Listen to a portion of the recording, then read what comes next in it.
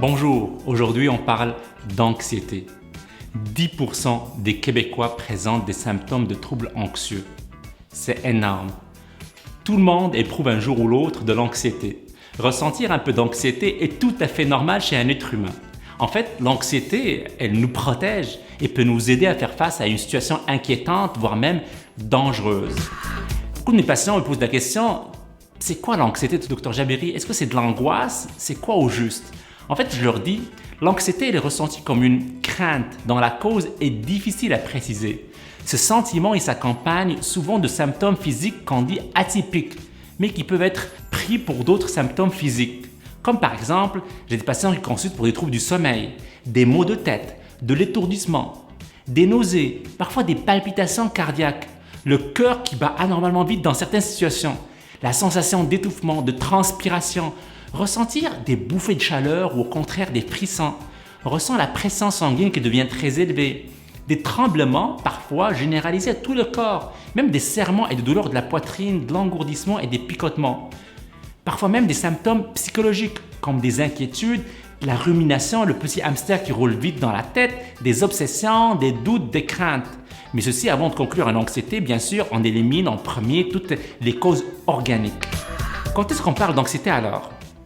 L'anxiété devient cependant un problème quand elle ne disparaît pas, quand la situation préoccupante revient à la normale, quand elle apparaît sans raison, qu'elle préoccupe continuellement la personne, c'est toute la journée, qu'elle empêche la personne de fonctionner et d'agir normalement au travail, en société ou dans d'autres domaines de la vie quotidienne comme la vie de couple, les sorties, les visites, le travail, des entrevues.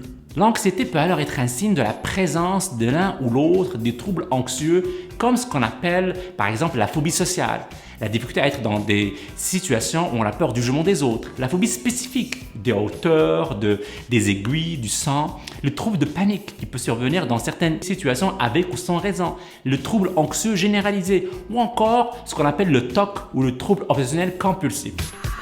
Heureusement, les troubles anxieux, ça se soigne. Il existe des traitements reconnus pour traiter ces troubles-là. Les traitements, ils permettent aux personnes atteintes de reprendre un contrôle sur leur vie et leurs activités quotidiennes et ainsi s'épanouir dans leur vie de tous les jours.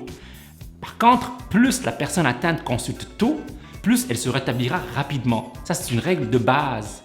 Dans la majorité des cas, les troubles anxieux se traitent très efficacement, soit par une psychothérapie, comme par exemple la thérapie cognitivo-comportementale, soit par des médicaments contre l'anxiété qui sont différents dans leur effet d'une personne à une autre, vu aussi leurs effets biochimiques sur leur cerveau, ou par une combinaison de ces deux traitements-là.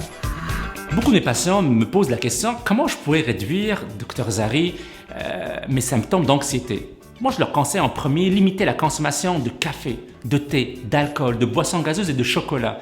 Faire de l'exercice physique au moins 3 fois par semaine, je veux le voir transpirer. Le sport améliore le sommeil, baisse l'anxiété et améliore l'humeur. Bien manger, s'assurer d'un nombre d'heures de sommeil suffisant. Le sommeil, c'est primordial dans la vie d'un être humain. Le plus grand conseil que je leur dis, c'est éviter d'éviter. Lorsqu'on évite des situations qui provoquent de l'anxiété, paradoxalement, elle empire cette anxiété et le handicap devient plus important. Apprendre à contrôler sa respiration et à respirer.